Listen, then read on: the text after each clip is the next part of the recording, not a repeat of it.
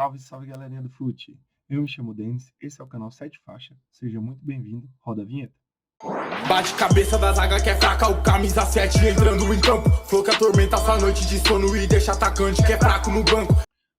Olá, senhoras e senhores, estou aqui para falar um pouco sobre as eliminatórias da Copa do Mundo, né?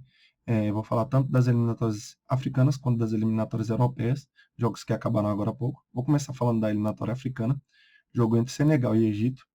Jogo esse que também foi final da Copa das Nações Africanas, né, que acabou nos pênaltis do mesmo jeito, com o Senegal campeão, e hoje com o Senegal classificado para a Copa do Mundo.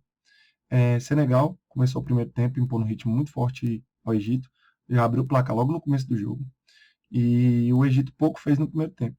As estrelas dos dois times, tanto Sadio Mané quanto Mohamed Salah, estiveram muito apagadas no jogo, e voltando para o segundo tempo, o Egito conseguiu igualar as ações ali, né? Com a entrada do Zizou, camisa 21, pelo Egito, conseguiu fazer um ataque mais forte ali pelo lado esquerdo, melhorando as ações do Egito e dando uma apagada ali no ímpeto do time de Senegal. O time de Senegal, por sua vez, teve uma oportunidade muito grande no contra-ataque, ali já em meados de 36 minutos do segundo tempo, 38, para o camisa 18, Sarr, que ele perdeu um gol cara a cara com o Possante El Shanai, que é o goleiro do Egito. E o El Shanai também fez uma grande defesa, já no final do jogo, ali no apagar das luzes do segundo tempo, também, com a bola dentro do gol quase, ele salvou o Egito de ser desclassificado antes mesmo da prorrogação. Na prorrogação, os times tiveram ali um ímpeto menor, né, sabendo que tinham risco de perder o jogo, não propuseram tanto e acabou indo para as penalidades. Sobre as penalidades, logo no início das penalidades, Senegal começa desperdiçando um pênalti, bate na trave, né? O goleiro não pega na bola, bate na trave e aí vem o Mohamed Salah cobrar o pênalti e você fala, aí o cara vai começar bem as cobranças de pênalti, né? O Egito vai sair na frente porque é um craque vindo para bater o pênalti. Infelizmente ele é humano, desperdiçou a cobrança, e Egito ficou no 0-0 ali nas penalidades.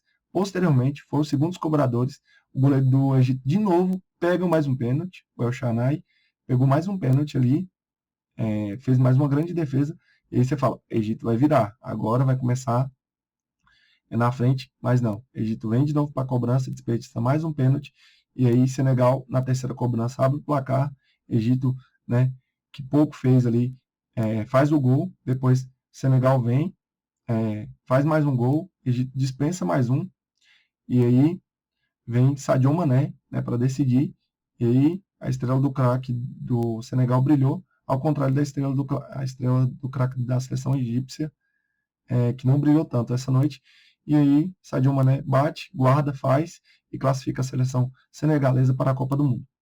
Posteriormente, no jogo entre Portugal e Macedônia do Norte, a seleção de Portugal fez uma proposição de jogo, né?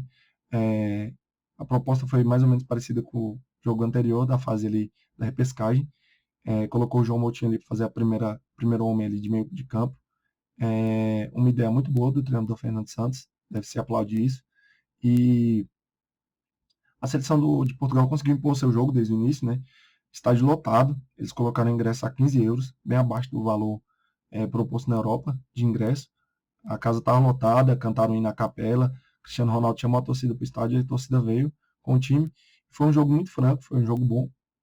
Portugal não conseguiu se impor, igual no jogo anterior, mas jogou bem. O nosso querido Diogo Jota novamente negando bola para o Cristiano Ronaldo, né? Mas, primeiramente, o primeiro gol de Portugal vem de uma virada mal feita, né, de bola do lateral da seleção da Macedônia do Norte.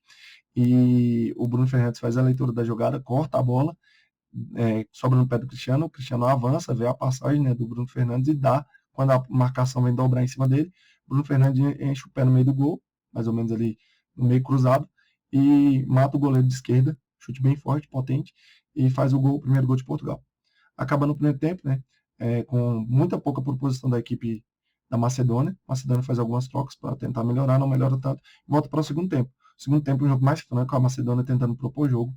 Em determinado momento do jogo até conseguiu propor o jogo ali sobre a equipe de Portugal, mas Portugal, né, quando aquela trocação de passe ali para diminuir o ímpeto ofensivo da equipe, acabou que numa tomada de bola do Pepe, que jogou muito, qualquer nota para o Pepe hoje, jogou demais, jogador que aqui no Brasil é muito zoado, né, muito difamado, que quebra demais, que bate muito, mas é um jogador que é um excelente zagueiro, na minha opinião, desarma, dá a bola no Bruno Fernandes, que inicia a jogada, a bola roda, cai no pé do Diogo Jota, que cava para ele, e ele pega e senta um balaço no meio do gol dessa vez, ficando impossível para o goleiro pegar, né? E faz 2-0 para Portugal, saindo muito aplaudido, o Bruno Fernandes, o Bernardo Silva e toda a seleção portuguesa com o seu estádio lotado, né? Dentro do estádio do Porto. E sobre Polônia e Suécia. Sobre Polônia e Suécia, eu não tenho muito o que falar, porque eu não consegui assistir o jogo, beleza? Foi um jogo que aconteceu hoje? Eu tive que assistir primeiro o Senegal, né, versus Egito, e aí já na prorrogação já tinha começado, na prorrogação não, no finalzinho do jogo já tinha começado o jogo de Portugal.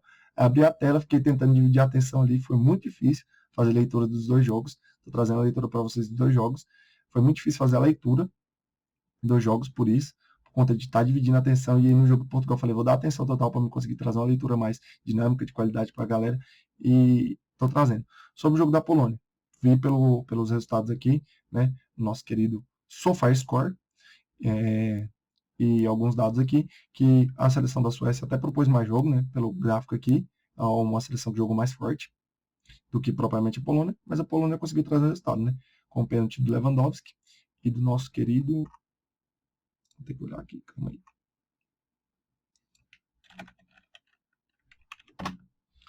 Do nosso querido Pietrek Zielewicz. É uns nomes difíceis, por isso que a gente dá essa pesquisada. Fazendo aí a classificação, né, da seleção polonesa para a Copa do Mundo, que tem o melhor jogador pela FIFA, né? Então, assim, a Copa não perde em nada, acaba ficando sem o Ibra, né, por causa da Suécia, mas a gente sabe que toda vez que ficou alguma seleção grande fora, dessa vez ficou a Itália, a Suécia, caíram pelo caminho. A Itália perdeu para a Macedônia, né, que posteriormente foi derrotada por Portugal agora. E dentro do contexto geral, sobram poucas vagas, né, para a Copa do Mundo. Sobram apenas, eu acho que 10 vagas e 2 para repescagem, se não me engano. E a gente vai ter Cristiano Ronaldo na Copa, né? A verdade é essa. Todo mundo estava esperando por grandes jogadores na Copa do Mundo. Todo mundo quer grandes jogadores na Copa do Mundo. E minha leitura do jogo foi o seguinte. Sobre o jogo do Portugal, que foi o que eu assisti mais focado, para dar um feedback para vocês. O jogo em si. O Fernando Santos parece que tem novas ideias agora. Está entendendo como a seleção joga. A seleção portuguesa tem potencial. Que outra seleção que vocês conhecem aí que tem 3 atacantes excelentes na frente? Só a França, porque a França tem Benzema, Mbappé e Griezmann. Nenhuma outra seleção tem um poder de fogo tão grande no ataque como a seleção de Portugal para comparar com a França.